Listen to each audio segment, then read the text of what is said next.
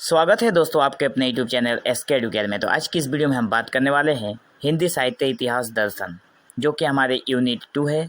UGC net और slate का जो हमारा सिलेबस है वो सेम ही है। तो हिंदी साहित्य इतिहास दर्शन में यहाँ पे जो साहित्य इतिहास जो शब्द है इसमें आप लोग देख पा रहे हो, ये शब्द दो शब्द मिलकर बना है। एक तो हो गया साहित्य और दूसरा हो गया इतिहास, दोनों मिलकर हो गया साहित्य इतिहास। ठीक है, अगर हम बात करें दर्शन की, तो साहित्य को लिखने में उसके पीछे एक इतिहास होता है, और जिस इतिहास को देखकर जिसके कारणवश हमें यह साहित्य लिखने की ज़रूरत पड़ती है, उसके पीछे जो कारण होता है, जब उसके बारे में हम बात करते हैं उसे हम लोग दर्शन कहते हैं। ठीक है, साहित्य को लिखने के संदर्भ में जो साहित्य के पीछे हमारा कारण है, जो हमारे फैक्टर्स बाहर निकल कर आते हैं कि इसी वजह से हमें साहित्य लिखना चाहिए, उसी को हम लोग दर्शन कहते हैं। ठीक है, तो हिंदी में जिन कारणों से साहित्य लिखा गया, और या फिर अगर ऐसे कहें कि हिंदी में जिन कारणों से साहित्य का इतिहास लिखा गया, उन्हीं कारणों को हिंदी का साहित्य इतिहास का दर्शन कहते हैं। ठीक है, आशा करता हूँ आप लोग दर्शन का मतलब समझ पा रहे हो। सबसे पहले हम लोग देखते हैं, हमारे पास है साहित्य के इतिहास का अर्थ। इतिहास का अर्थ क्या हो सकता है? वैसे हम सभी को पता है कि इतिहास मतलब जो अतीत में हमारी घटनाएं घट चुकी है उसे हम लोग इतिहास कहते हैं। देश काल की सीमाओं में विकसित साहित्य की गतिविधियों का समग्र अध्ययन है। मतलब जो साहित्य लिखा जाएगा, यहाँ पे कहा गया है कि साहित्य के इतिहास का अर्थ जो है, तो जो साहित्य लिखा जाएगा वो किसी न किसी एक देश में लिखा जाएगा, उसकी भी अपनी एक सीमाएं होंगी, और उन सीमाओं को विकसित करने में साहित्य की जो गतिविधियां होगी, साहित्य को विकसित करने में जिस तरह के गतिविधि अपनाई जाती है, जिस तरह के कार्य को अपनाया जाता है, उसी सारी चीज़ों का एक जगह पे समग्र अध्ययन ही है हमारा साहित्य के इतिहास। ठीक है, आगे अगर हम लोग देखें तो साहित्यकार और युग का पारस्परिक संबंध है। किसी भी साहित्य की रचना में जो साहित्य की रचना करेगा वो साहित्यकार, और उस युग का पारस्परिक संबंध होता है। युग मतलब उस समय में साहित्य को समाज का दर्पण कहा जाता है, आप सभी जानते हैं। तो साहित्य को समाज का दर्पण इसलिए कहा जाता है क्योंकि साहित्य के साथ वहाँ पे जो समाज होता है उसका ओत प्रोत से उसका संबंध होता है। तो साहित्यकार जब साहित्य को लिखेगा तो उसके युग के ऊपर चर्चा जरूर करेगा। हम लोगों ने साहित्य के इतिहास लेखन पद्धति में हम लोगों ने देखा था कि जब तक साहित्यकार परिस्थितियों को विश्लेषण नहीं करता तब तक वो पद्धतियाँ हमें अपनाई नहीं जा सकती। ठीक है, उन पद्धतियों को अपनाया नहीं जा सकता, इसलिए साहित्यकार उन सारी चीज़ों को अपनी साहित्य में बयां करता है। आगे देखिए, साहित्य इतिहास ग्रंथों की आलोचना करते हुए ऑस्टिन वारेन और रेने वलेक अपने ग्रंथ थ्योरी ऑफ लिटरेचर में व्याख्या दी है। इनका एक बुक है जिसका नाम है थ्योरी ऑफ लिटरेचर में इन्होंने व्याख्या देते हुए कहा है, साहित्य इतिहास ग्रंथों की आलोचना करते हुए, ठीक है, इन्होंने इसकी आलोचना की है, उस पर व्यंग किया है और कहा है कि साहित्य के अधिकांश इतिहास या तो सामाजिक इतिहास हैं या साहित्य में प्रतिबिंबित विचार के इतिहास, अथवा ये अलग अलग वृत्तियों से संबंधित प्रभाव और गुण दोष विचार होते हैं जिन्हें कालक्रमानुसार व्यवस्थित कर दिया जाता है। इनके कहने का तात्पर्य यह है कि इन्होंने कहा है कि साहित्य के अधिकांश जो इतिहास होते हैं वो तो सामाजिक होते हैं, समाज में फैले हुए इतिहास को साहित्य में कहा जाता है या फिर लिखा जाता है। तो साहित्य में प्रतिबिंबित जो विचारें होती हैं, ठीक है, वो इतिहास की विचारें होती हैं या फिर अलग अलग वृत्तियों से संबंधित रखते हैं। वो विचार गुण भी हो सकते हैं और दोष भी हो सकते हैं, ठीक है, जिन्हें कालक्रमानुसार व्यवस्थित कर दिया जाता है। मतलब समय के अनुसार उन्हें व्यवस्थित कर दिया जाता है साहित्य में। इनके कहने का तात्पर्य यही है।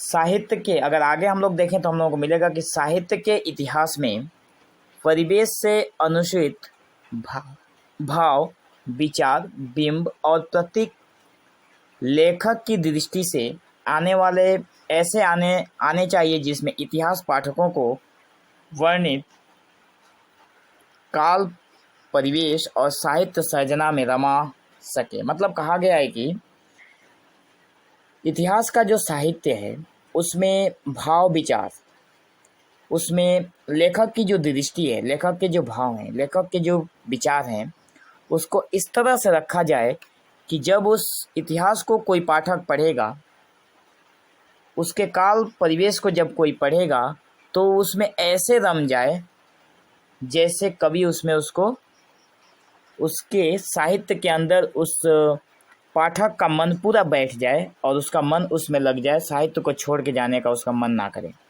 साहित्य की प्राणवत्ता, जीवंतता, मतलब वो साहित्य जो है वो उसमें प्राण डाल दिया जाए, उसमें जीवंतता उसकी मतलब ऐसा लगे जैसे वो जो साहित्य है वो बिल्कुल अभी के अभी घटनाएं हैं जो जीवंत हैं। ठीक है, उसकी शक्ति, उसकी सीमा भी तभी पाठकों के सामने आ सकती है अगर एक साहित्य के अंदर प्राण डाल दिया जाए, प्राणवंता बना दिया जाए, उसे ऐसा महसूस करा दिया जाए कि उसमें प्राण है, उसकी जो शैली है वो जीवंत है, तो तभी जाकर पाठकों के सामने ऐसी चीज़ें आ सकती हैं। ठीक है, साहित्य के विकास के लिए निम्न पांच बिंदु आवश्यक है। किसी भी साहित्य इतिहास का दर्शन को जानने के लिए हमें उस साहित्य का विकास के विषय में जानना पड़ता है और ये 5 जो निम्नलिखित बिंदुएं हैं ये बहुत ही महत्वपूर्ण होती हैं किसी भी साहित्य के विकास के लिए। पहला है प्राकृतिक सृजन शक्ति। इस शब्द को ही आप ध्यान से समझिए। प्राकृतिक सृजन शक्ति, प्राकृतिक का मतलब है जो अपने आप परिवेश प्रकृति से मिला है। तो प्राकृतिक सृजन शक्ति, सृजन मतलब बनाने की, लेखने की, कुछ कर गुजरने की, या फिर जो साहित्य लिखने की जो प्रतिभा होती है उसे हम लोग सृजन कहते हैं। तो कहा गया है कि प्राचीन साहित्य शास्त्रियों ने इसी विशेष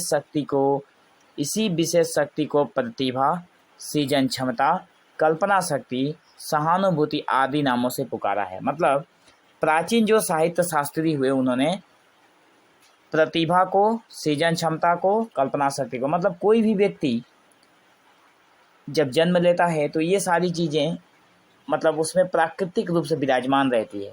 धीरे धीरे जब वो बड़ा होता जाता है तो उसकी ये जो शक्तियां हैं वो उभर कर सामने आती हैं, तब हमें पता चलता है कि इस व्यक्ति के में कौन कौन से गुण हैं। ठीक है, तो ये प्राकृतिक शक्ति है, सृजन, ये प्राकृतिक के द्वारा सृजन की गई शक्ति है। दूसरा है परंपरा। दूसरा है हमारे पास परंपरा। दूसरा मूल तत्व है परंपरा। कोई भी साहित्यकार अपनी अपार सृजन क्षमता के होते हुए भी परंपरा से कुछ न कुछ ग्रहण किए बिना साहित्य के विकास में योगदान नहीं दे सकता। मतलब कोई भी व्यक्ति हो, उसके अंदर प्राकृतिक सृजन क्षमता हो और है भी, फिर भी परंपरा से कुछ न कुछ उसे लेना ही पड़ता है। उसे लिए बिना वह साहित्य का विकास में अपना योगदान नहीं दे सकता। साहित्यकार किसी भी युग अथवा देश की परंपरा को अपना सकता है।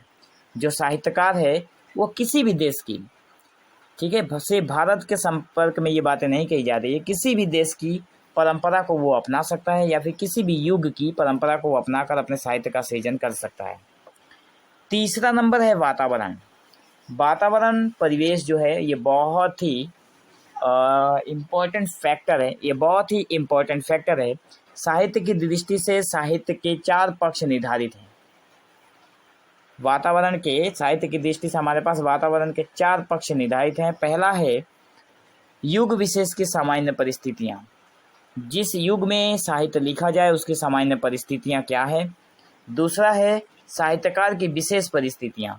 साहित्यकार, जो साहित्य को लिखने वाला व्यक्ति है, उसकी विशेष परिस्थितियाँ कौन कौन सी हैं।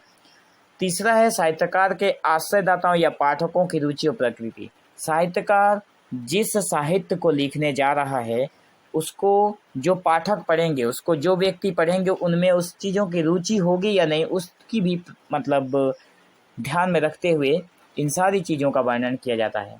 नंबर घ, विशिष्ट रचना से संबंधित विशिष्ट प्रेरणा स्रोत। विशिष्ट जो रचनाएं होती है उनमें विशिष्ट रचना करने के लिए कहीं न कहीं से विशिष्ट प्रकार की प्रेरणा स्रोत लेनी पड़ती है, प्रेरणाएं लेनी पड़ती है कि हमें इस तरह की रचनाएं लिखनी है। ठीक है, तो ये हो गए चारों। हमने ऊपर जो पढ़ा तीन, वातावरण को लेकर हमने तीन जो पंक्तियां पढ़ी, पहला था प्राकृतिक सृजन शक्ति, दूसरा था परंपरा और तीसरा था हमारे पास वातावरण। ये रहा वातावरण। तो इनके साथ साथ ये चारों चीज़ें वातावरण के अंतर्गत आती हैं जो हमें साहित्य के सृजन में सहायक होती हैं, और इनके बिना साहित्य का दर्शन नहीं दिखाया जा सकता। ठीक है, साहित्य का दर्शन नहीं दिखाया जा सकता। चौथा हो गया हमारे पास द्वंद्व। द्वंद्व का मतलब होता है झगड़ा। ठीक है, किसी भी जगह का युद्ध अगर हम बोलें, युद्ध को भी बोल सकते हैं द्वंद्व।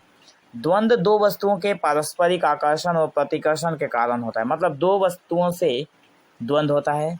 जैसे कहा जाता है कि एक हाथ से ताली नहीं बजती, ठीक उसी प्रकार से किसी एक व्यक्ति या फिर किसी भी एक चीज़ से द्वंद्व नहीं हो सकता।